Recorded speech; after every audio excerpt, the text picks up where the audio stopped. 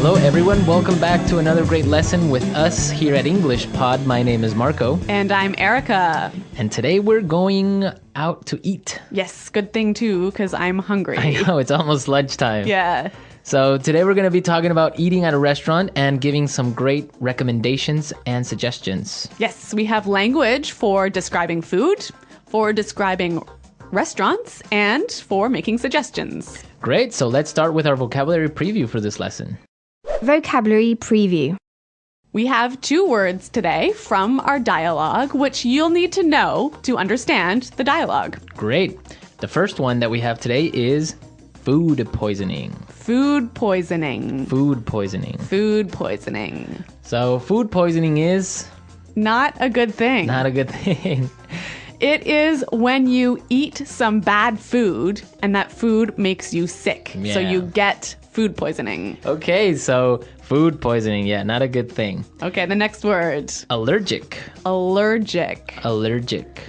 Allergic. So when you're allergic to something, it makes you sick. That one thing makes you sick. right, For example, I'm allergic to seafood. right. If I eat seafood, I cannot breathe. Oh, okay, so you definitely want to stay away from fish. Yes, yes. Some people are allergic to nuts, like peanuts. Or maybe milk. milk. Yep. Cool. So when one type of food makes you sick, you are allergic to that food. Okay, great. So with this in mind, now we can listen to our dialogue for the first time at its normal speed. But don't worry if you don't get everything now because... We'll come back and teach you the important language.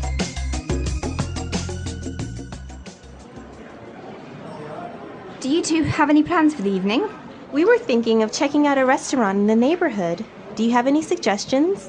I know this really nice Italian place. The food is fantastic and the decor is beautiful. I'd recommend giving it a try.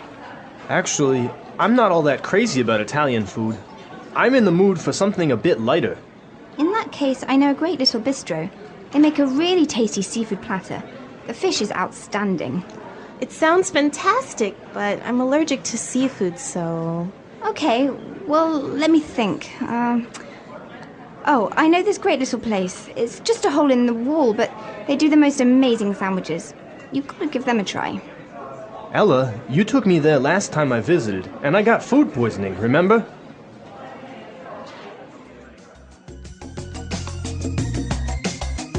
Well, I'm getting hungry just thinking about all of those great restaurants. Yeah, some really good recommendations, except for food poisoning, right? No, not so good. Let's start with our language takeaway for this lesson. Language takeaway. Our first word on language takeaway is check out. Check out. Check out. Check out. So we have some great examples on how we can use check out in different situations, and then you can understand the meaning. Example 1. Have you been to the new cafe next door? Yeah, I checked it out yesterday. The food was great. Example 2. Hey, check out my new car. Example 3. I'm going to check out that new shopping mall this weekend. So I can understand that it just means look at. Yeah, look at. Or go see. So let's go check out that new bar in town. Yeah, okay, Okay. cool. Next word is bistro. Bistro. Bistro. Bistro. So what's a bistro? It's kind of complicated, but it's like a small restaurant that's not really cheap though. Not so cheap, but not so expensive. Uh-huh. And it's usually French. Yes. So it's Yeah, small informal restaurant. yeah, bistro. Mm-hmm. Okay. So our third phrase for today is not all that crazy about. Not all that crazy about. I'm not all that crazy about.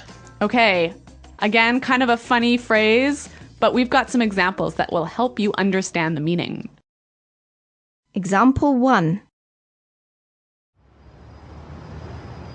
Do you want to go shopping with me tomorrow? I'm not all that crazy about shopping. I don't like spending money. Example 2. I'm not crazy about jazz music. Can I change the song? So this is just a really polite way of saying you don't like something. Exactly. But now the opposite of this would be tasty. Tasty. That's our fourth word, tasty. Tasty. So when something is tasty, It's good. it's good. Like delicious. Delicious. Yeah. You know what? In English, we almost never say the food is delicious, but we always say, It's really tasty. yes. This is really tasty. Yes. Okay. Tasty. And our last phrase for language takeaway, in the mood for. In the mood for. In the mood for. Let's listen to some examples of this phrase and we'll understand the meaning a little bit better. Example 1. We always eat hamburgers for dinner. I'm in the mood for something different. Example 2. Let's watch a movie. How about Texas Chainsaw Massacre? I am not in the mood for a horror movie. So if I'm in the mood for something, I feel like doing or eating or Watching. Yeah. It means you want to do that now. Yeah. I'm in the mood for. Okay. Some great language we just looked at, and I think it's time for us to listen to the dialogue a second time.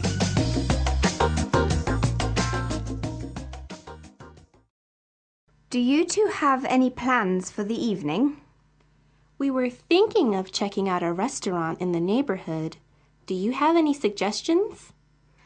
I know this really nice Italian place. The food is fantastic and the decor is beautiful. I'd recommend giving it a try. Actually, I'm not all that crazy about Italian food. I'm in the mood for something a bit lighter. In that case, I know a great little bistro. They make a really tasty seafood platter. The fish is outstanding. It sounds fantastic, but I'm allergic to seafood, so... Okay, well, let me think. Oh, I know this great little place. It's just a hole in the wall, but they do the most amazing sandwiches. You've got to give them a try. Ella, you took me there last time I visited, and I got food poisoning, remember? Okay, some really great and useful phrases there, and I know you want to talk about specifically some of these phrases. Yes, today's lesson is all about making recommendations, right? Right. So let's look at some useful phrases in Fluency Builder. Fluency Builder. So in the dialogue, we heard a great way of asking for a suggestion. That's right. Let's listen. Do you have any suggestions? Do you have any suggestions? So that's how you would ask for a suggestion. Or you can say something else like, do you have any ideas? Yeah, or you might say, do you have any thoughts? Okay, so Three that's great ways. asking for suggestions. Yep. In response to this, you can say something like this. I'd recommend giving it a try. I'd recommend giving it a try. We also heard another phrase that we use for giving suggestions. You've got to give them a try. You've got to give them a try. So these two phrases are great. I'd recommend or you gotta give them a try. Yeah. Great ways of suggesting. Yes. Now, what's really important here is the pronunciation of these words, right? Yeah, you'll notice that we don't say, I would recommend. Right. We use the contraction I'd. I'd recommend. I'd recommend.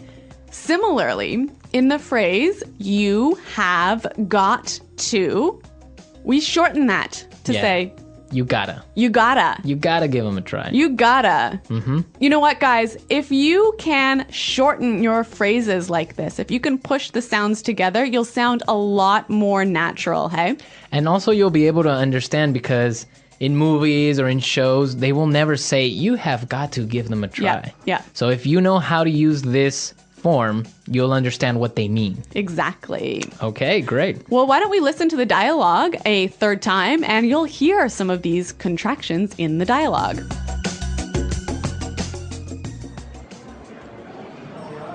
Do you two have any plans for the evening? We were thinking of checking out a restaurant in the neighborhood. Do you have any suggestions? I know this really nice Italian place. The food is fantastic and the decor is beautiful. I'd recommend giving it a try. Actually, I'm not all that crazy about Italian food. I'm in the mood for something a bit lighter. In that case, I know a great little bistro. They make a really tasty seafood platter. The fish is outstanding. It sounds fantastic, but I'm allergic to seafood, so... Okay, well, let me think.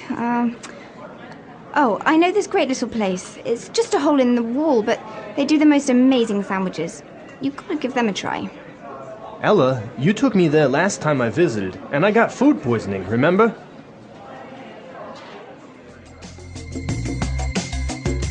Okay, great dialogue. And Erica, I know that you have some food poisoning stories for us. Well, I don't know about stories, but I've definitely had food poisoning before. Yeah.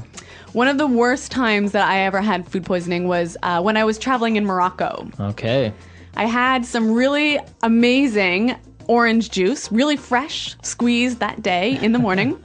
And then I got on a bus. Okay. I think you can see where this is going. Yeah, so I was on the bus and then I started to feel really sick. And I was just hoping that the bus ride would be over soon. Yeah. But unfortunately it wasn't. Oh, no. All I can say is that I was sick. And all I can say is that I was pretty sick and really, really unhappy. Yeah, I bet. Well, that's very strange that you got sick from orange juice, huh? Well, yeah, maybe it was with some dirty water or something like that. I don't know. It was a terrible situation. Yeah, it's always complicated when you're traveling to other countries. It could be the water, it could be the way they prepare things. So Yeah. Food poisoning. Guys, I hope that you don't get food poisoning. And if you have any food poisoning stories, it would be great for you to share them. Yes, at our website, englishpod.com. And we'll see you there to answer all your questions and comments, but now we have to go. Okay, guys, thanks for listening. We'll see you there. Bye-bye. Bye.